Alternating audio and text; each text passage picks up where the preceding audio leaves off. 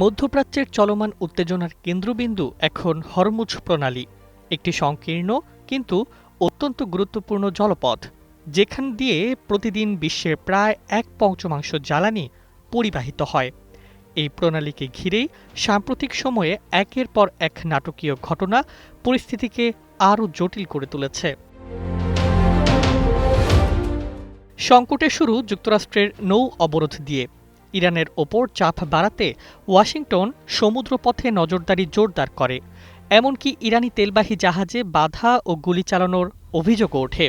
এর জবাবে Iran Hormuz প্রণালীকে কৌশলগত অস্ত্র হিসেবে ব্যবহার শুরু করে।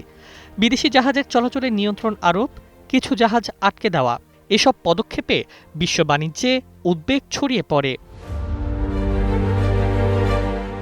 এই উত্তেজনার মধ্যেই ভারতগামী একটি জাহাজ জব্দ করার ঘটনাও আলোচনায় আসে, যা পরিস্থিতিকে আরও স্পর্শকাতর করে তোলে। এতে স্পষ্ট হয়ে যায় ইরান শুধু প্রতিরক্ষামূলক অবস্থানে নেই, বরং সমুদ্রপথ নিয়ন্ত্রণে নিজেদের প্রভাবও দেখাতে চায়। নোভা এলইডি টিভি, ঝকঝকে ছবি, নিখুঁত শব্দ, 5 বছরের ওয়ারেন্টি। নোভা মানি সঠিক মান, নিশ্চিত সেবা।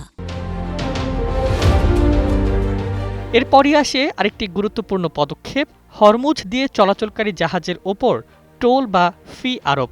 প্রথমবারের মতো এই ফি আদায় করে তা রাষ্ট্রীয় কোষাগারে জমা দেয় তেহরান।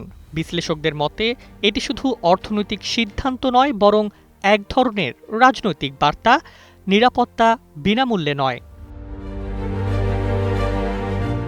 তবে একই সঙ্গে ইরান কৌশলগত নমনীয়তাও দেখিয়েছে। বন্ধুসুলভ কিছু দেশের জন্য ইতোমধ্যেই এই টোল মওকুফ করা হয়েছে।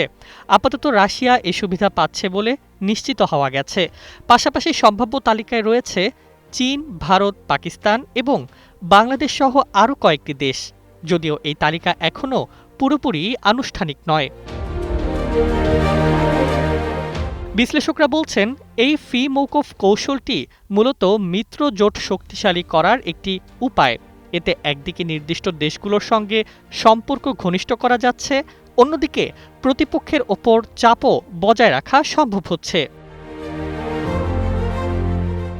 সব মিলিয়ে হরমুজ প্রণালীকে ঘিরে বর্তমান পরিস্থিতি শুধু সামরিক বা অর্থনৈতিক নয়, এটি এখন ভূরাজনীতির এক জটিল দাবার চাল, যেখানে প্রতিটি পদক্ষেপের প্রভাব পড়ছে বৈশ্বিক জ্বালানি বাজার, আন্তর্জাতিক বাণিজ্য এবং কূটনৈতিক সম্পর্কের ওপর। News desk, 21 television.